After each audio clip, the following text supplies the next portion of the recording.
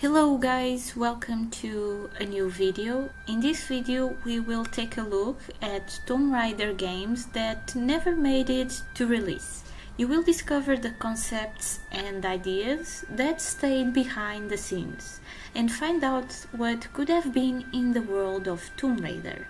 If you are a die-hard fan of Tomb Raider, you might be familiar with the PC exclusive expansions known as Tomb Raider Gold.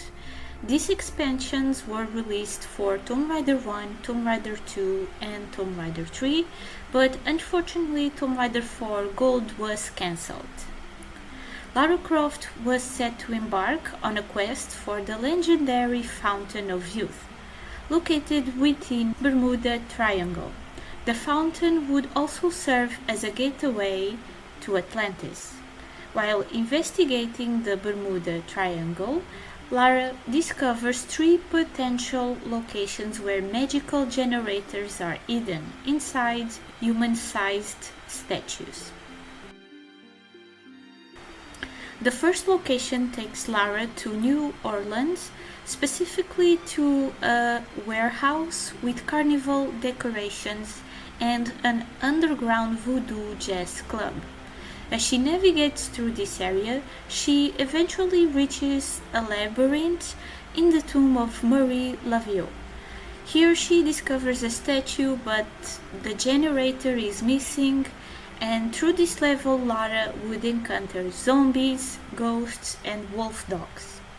Lara tracks the next generator to a plantation in Louisiana, once owned by Marie Laveau's lover.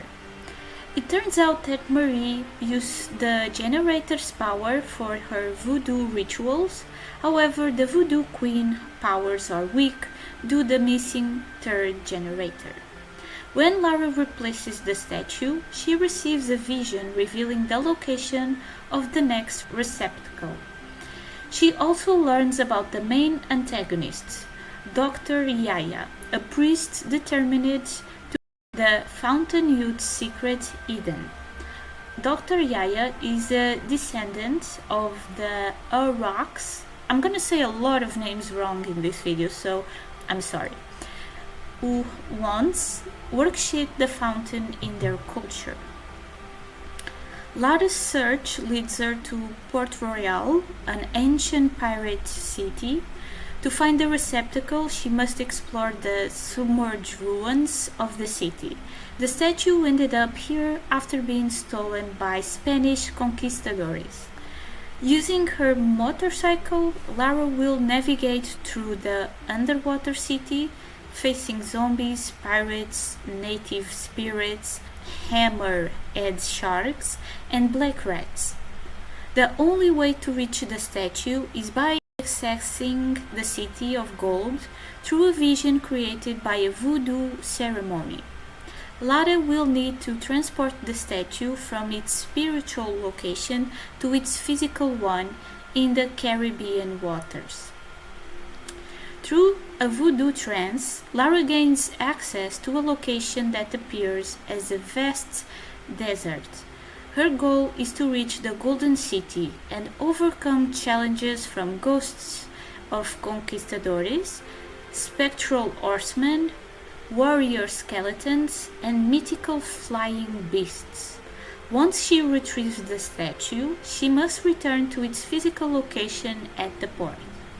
Lara's next destination is a deserted island near Bermuda, where she faces off against Dr. Yaya. She discovers that the statue was almost at its intended location. Lara explores various locations on the island, including a modern house, a deadly pool, a wall of mirrors, a graveyard, a chapel, and underground tombs. In the final level, Lara dies, but because she is at the vortex of the Fountain of Youth, she is brought back to life as a 14-year-old, which is super weird. And the story ends like this. Reflecting on this story, the visions of the next location after finding each receptacle remind me of the Skion from Tomb Raider 1. I found the storyline a bit confusing, but I really enjoyed the voodoo theme because it's something different. This game was going to be the first game on the PSP. Most people don't even know about this one. I didn't until recently, and I believe you can only read about it in the Megan's book of the 20 Years of Tomb Raider. I hope I said her name right. If not, sorry again. So, about the game. The story would be about the Sangpu gorge that is super hard to explore. It's so deep that no one has ever made it to the bottom. Some believe that's where Shangri-la, a hidden paradise, is located. There are stories that anyone who goes there never returns, which keeps the legend alive. Lara Croft just got back from her adventure in Chile, where she found part of a mysterious puzzle. When she gets home, she receives a strange package from an old friend of her father, Professor James. The package includes another piece of the puzzle and a note telling her to go to Sampo Gorge in Tibet. The professor has arranged for a guide to help her find the Shangri-la. Laura checks out the professor details and learns something wild. He disappeared 50 years ago while exploring that place. He was 64 at the time, but supposedly came back 50 years later looking the same as when he left. Shortly after returning, though, he aged super quickly and passed away. Before he died, the professor wrote about what he found in the gorge. There's a huge hidden cavern with a lake, the biggest underground lake in the world, and an island in the middle. On this island are the ruins of Shangri-La, a lost city. There are also volcanic vents at the bottom of the lake, releasing minerals that can give people longer life if they bathed a lot of times, like a routine.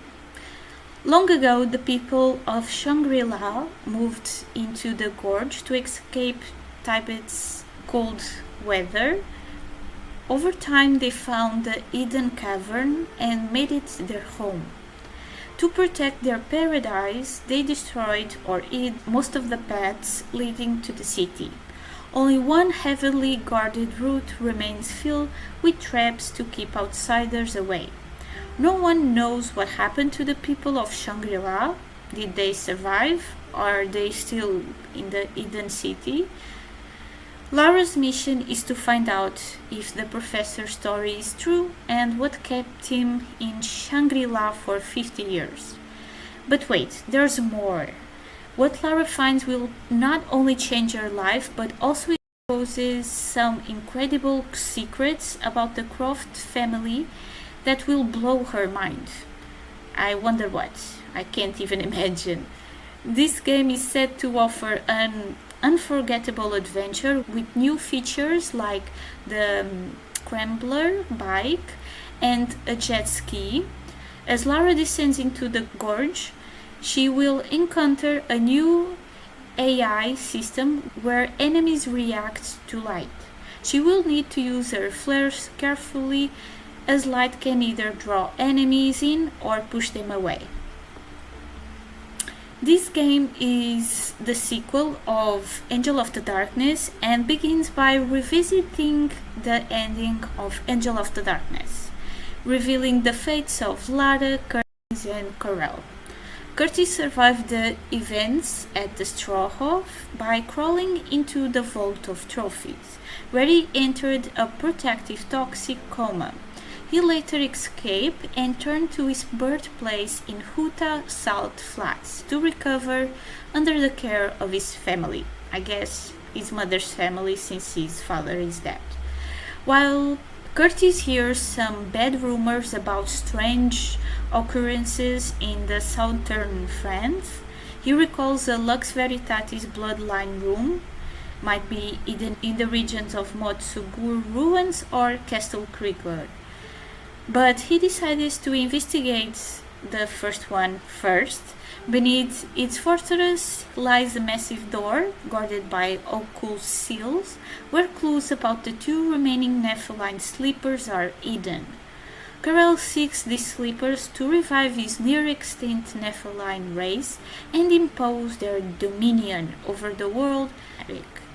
Lara, recovering in the North African desert with her former mentor Putai, also hears rumors of Carell's survival and begins tracking his movements as he works to regain power. Meanwhile, Carell hunts down Morgau Wesley, descendant of the Lux Veritatis, if you don't count Curtis. He has to torture her into deciphering the Lux Veritatis code of the Sleeper Scrolls. This revelation ties back to Matthias Vesely, that is basically someone that was expelled from the Lux Veritatis a long time ago. He was believed to be dead after disappearing for decades, and then he came back with a new identity and a daughter, that is Morgau, who he taught basic Lux Veritatis skills.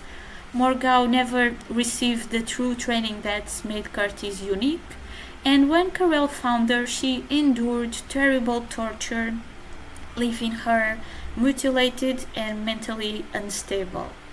Despite this, Carell managed to partially translate the Sleeper Scrolls, revealing the locations of the last two sleepers. Curtis' clues from Montsegur suggest that the sleepers are located in Anatolia, that is on Turkey. Carell, with Morgau enslaved to his will, heads to Cappadocian plains and the underground cities of Gorome Valley. Eckhart once had plans to build a base here, making it an ideal place for intense subterranean action against monstrous foes. Meanwhile, Carell, disguised as Eckhart, reassembles the Cabal, including Gunderson and Rosic. Rosic is a scrapped character that it didn't appear in the final version of the first game, okay? And they believed that Carell died in the Strawhof. They met 3 new Cabal members that have difficult names that I'm not even gonna try to say. Carell reveals his plan to recover the last Nephilim sleeper in a sunken Nephilim complex beneath underground lake. The Cabal plans to use a massive steampunk submersal platform to access it, while tensions rise between old and new Cabal members. In a shocking moment, Carell reveals his true form, unsettling the entire group, especially the newcomers, as they realize the full extent of what they've gotten involved in. They remain unaware of his true intentions. Near the end of World War II, while Allied bombers by accident freed Eckhart during the bombing of Castle Kriegler, the Germans were establishing secret power bases around the world, including Argentina, the Himalayas, and Scandinavia. However, their most important project was the bunker in Antarctica. This Antarctic base was the culmination of Eckhart's Twisted Breeder program, which had survived for centuries. During World War II, under the guise of camps, some really bad experiments were continued. It was the final destination for the program, an extension of the Nephilim German agenda. Basically, what was happening in terms of these experiments is that Eckhart was trying to make a Nephilim race, like mixing humans and the Nephilim, and he created some interesting bloodlines. So when he was captured by the Lux Veritatis, those communities started to breed with normal people, and basically they started creating people with dormant powers or abilities, and the writer thought of maybe considering Curtis and Lara as someone that came from those communities, and that explains why they are so badass and good. The final battle between Lara and Corel marks an important moment in Lara's journey. As Corel, the last of the Nephilim, lies broken and dying after a fierce struggle, Lara experiences a profound revelation. She empathizes with Corel, realizing that all his actions were motivated by a desperate attempt to save his near-extinct race. His suffering and the long persecution of his people by humanity becomes clear to her. This realization shocks her as it forces her to confront humanity's own brutality and her own role in this cycle of violence. For the first time, she recognizes her own inflexibility and the tragic fate of Corel. During the battle, Curtis is consumed by a vengeful fury, relentlessly attacking Corel to avenge his father and the fallen Lux Veritatis, and seeing this, Lara undergoes a profound cognitive shift.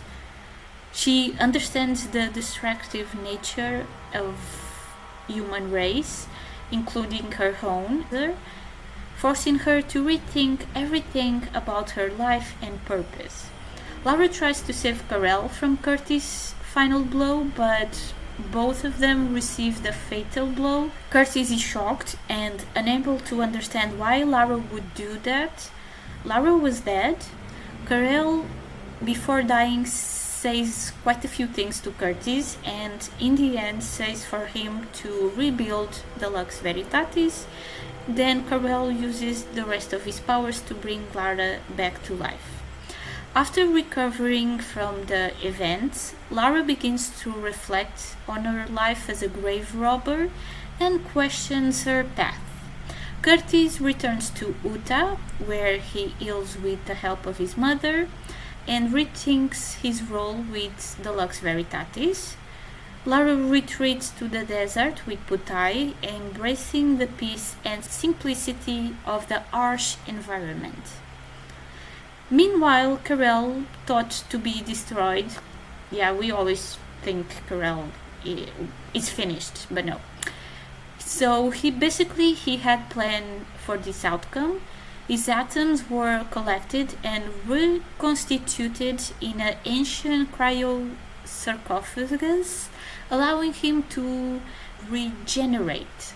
His shape-shifting powers restored, Corel assumes his plan to bring the Golden Lion to Earth, continuing the breeding program to create more Nephilim human hybrids. Morgau will be the key to his next steps in fulfilling the dream of resurrection. That is basically the name of the third game. I thought these ideas were interesting, but having Lara having so much empathy for Corel in the end, after all the things that happen, is, I don't know, a bit out of character, I think. I don't know, I have mixed feelings about this story. But yeah, I still think it's interesting, but I just don't know if it fits Tomb Raider that well. And Lara. In a rain-soaked New York City, Curtis Trent, a skilled bounty hunter, faces a new and deadly challenge. Curtis finds himself up against supernatural forces that push him beyond his limits. Seeking guidance, he turns to Professor Edward Francis, a paranormal expert and former demon hunter. Together they battle demoniac infestations across the city and uncover a sinister master plan, the ritual alignment of the time vortex. This time, this ancient phenomenon, which occurs every 1,000 years, threatens to open a gateway between dimensions, plunging Earth into eternal darkness. Curtis must now confront his ancestral powers and prevent Armageddon.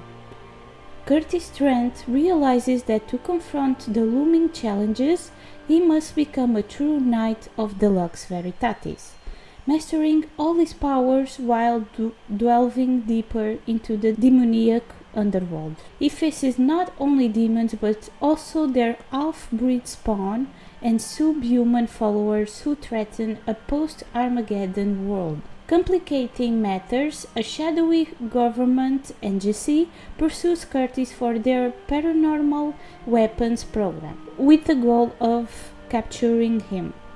As the final confrontation approaches, betrayal strikes and Curtis' powers are exploited to open the time vortex. In another version of the game, Curtis would have to hunt down a possessed child. In one version, he would have to save the child in the end, and again, in another version, this is the third one, the demon would leave the child and possess a gangster. There are so many versions that I started to feel kinda lost. Maybe I will do a video in the future with more details about this game if you guys are interested. This game was another remake, this time by Core Design. Neither the fans nor even Crystal Dynamics knew it existed until it was leaked. Eidos initially tried to remove those leaks, but later changed their mind and made all the game's details public. The developers made the enemies smarter, wolves could now climb ledges, bears could attack while standing on their winged legs, and raptors hunted in packs.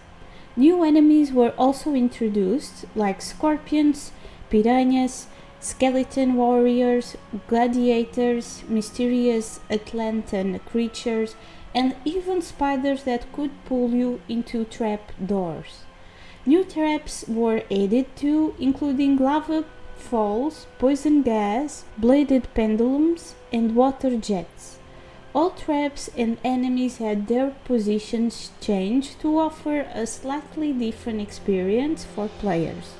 Lara now had the last chance grab mechanic to make the game more forgiving. The D-pad allowed quick selection of items, and Lara could even combine items in the inventory. New weapons were also added, a harpoon gun, a sew-off shotgun, and not just one but two Desert Eagles. Lara now had the ability to use one gun while hanging from a climbing wall, allowing her to aim at two enemies at once. Abilities from previous sequels like crawling, sprinting, and more were also included. A surprising addition was the Coop mode, where you could play as both Lara and her cousin, Melissa, on redesigned main levels. The two worked together to progress but could also compete by collecting the most collectibles. They would team up for tasks like pushing objects together, pulling different levers at the same time, and helping each other reach higher areas. Melissa was Lara's cousin on her mother's side. She was very similar to Lara, smart, pretty, athletic, and well educated, but unlike Lara, she wasn't rich. This made her willing to do whatever it took to get her hands on valuable treasures, whether through scams or just theft. Her ultimate goal was to figure out how Lara managed to find all these amazing artifacts. In the treasure room, there were cabinets filled with treasures, though some were empty, all surrounding a large bronze globe in the center. Early in the game, you would find half of a dragonfly brooch in your inventory, and the other half could be discovered while exploring Lara Croft Manor. When combined, the two halves transformed into a key that unlocked a door with the same symbol. This treasure room functioned similar to the one from the final Tomb Raider anniversary, basically the one from Crystal Dynamics, where treasures you collected through the main game would appear. These treasures unlocked special features like new weapons, outfits, art books, and a play arena called the Lost Tombs. This area consisted of 4 tombs, each filled with combat-timed puzzles and trap challenges. In addition, the treasure room had a laptop that Lara used to trade treasures with other players online. Since it was tough to find everything, this feature would come in handy for collectors. The final boss battle had an extra phase where Lara faced off against a massive Atlantean war machine controlled by Natla. It played out in a style similar to a God of War final boss. A beam would shoot down from the top of the pyramid, and Lara would feel tremors. That was a sign that the war machine was arriving and was looking for Natla. The beam would drag Natla upwards towards the machine, and Lara would have to run as her weapons were useless against it. To defeat the boss, Lara had to shoot the magma balls the machine was preparing to throw at her by destroying its shields this way. She could then target its 4 legs with the goal of making the machine fall into the lava. In the final cutscene, Winston would appear in a chopper, rescuing Lara as the volcano erupted. This game actually started as an idea for Tomb Raider Underworld DLC, following Lara's shadow. The first concept was that a mysterious substance would rise from the floor, basically that blue thing that we see all over Underworld, and it was destroying London. I don't know why London of all places. The goal would be for Lara to climb to the top of a tower and sacrifice herself to save the world. Fortunately, they realized that something as big as Lara dying shouldn't happen in a DLC, especially considering the DLCs were Xbox exclusives, so I guess most fans would have been super upset if such an important thing would only be available for Xbox players. And the second idea was for a DLC called Raiders, which would have been a coup adventure featuring an army of Lara's doppelgangers. The reasoning was that everyone would want to play as Lara, and this gave them the perfect excuse to have multiple Laras with superpowers. While this idea was eventually dropped, it helped lead to the creation of the Guardian of Light.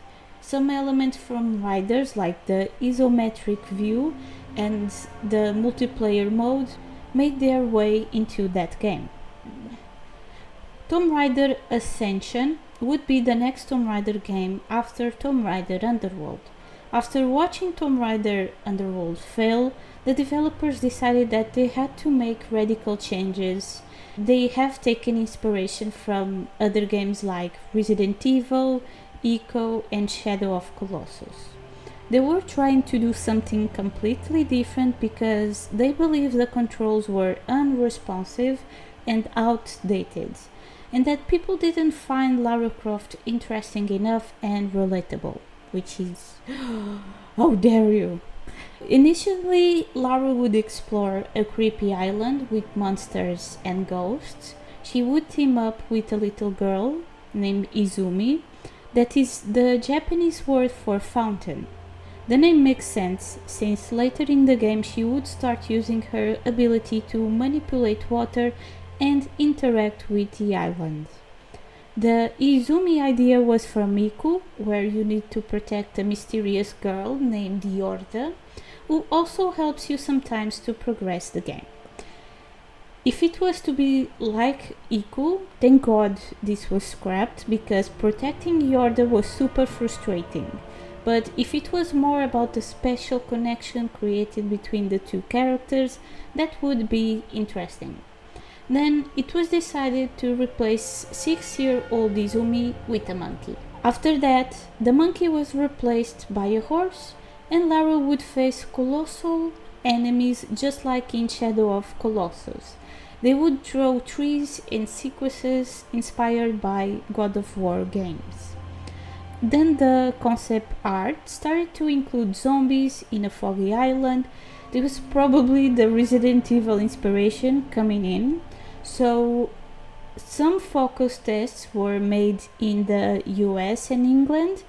One of the people that participated leaked images. Most people didn't like the fact that it was too much like a horror game and not a Tomb Raider game. This was a confirmation that the changes were too extreme. The developers realized they were trying to mix too many different concepts in the game. This was the story behind Tomb Raider's Ascension, and now I will analyze some images that were released. By these images, we can see that they all were considering the weight and age of Lara's companion. The same it's done to a boy. Was he another character, or maybe developers thought of using him instead of a girl? I don't know. The ideas they had for Izumi's attacks were a boomerang, something with rays of light. The next one I have no idea what that is called. Control birds, a slingshot, control plants, and a magical staff. These were some actually cool ideas. This image reminds me of Shadow of Colossus, where you also fight a giant creature in the middle of geysers while riding a horse. In terms of Lara's weapons, the developers kept the bow for Tomb Raider 2013 but scrapped the flamethrower. The scene of Lara falling with the monsters behind her remind me of a scene from Resident Evil Afterlife movie. Do you think that the idea came from that movie?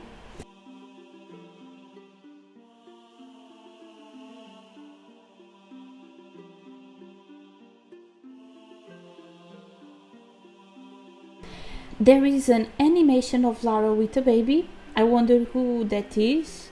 Be careful now if you plan to play Shadow of Colossus in the future. I will spoil a bit of the ending here. I was thinking if that baby could be Izumi, since in Shadow of the Colossus the protagonist turns into a baby. It seems Lara would still have her gymnastic moves. The troll attacks made me remember about the ones in Resident Evil 5. I've read somewhere that the name Ascension meant Lara's evolution from a weak and scared Lara to a true Tomb Raider. To be honest, I miss the supernatural and creepy elements in the new games, but this game didn't seem like Tomb Raider, and it was a good thing that they decided to change things. Croft Academy was basically a wannabe Hogwarts from Harry Potter, with Lara playing the Dumbledore role, teaching young people. And what exactly would they be teaching? Well, your guess is as good as mine. Maybe how to become a Tomb Raider? It was said that the concept would borrow elements from both Harry Potter and Scooby-Doo. That's pretty much all the details we have on it.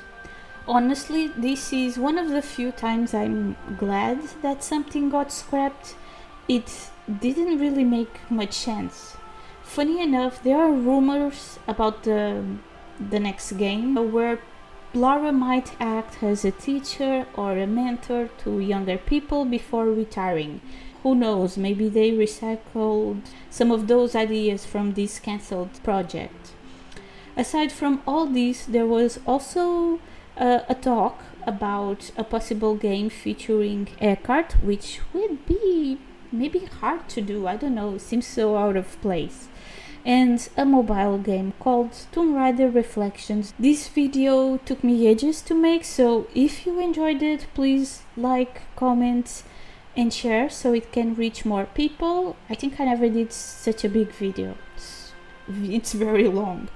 So yeah, let me know in the comments which games you didn't know about, and until next time, bye bye!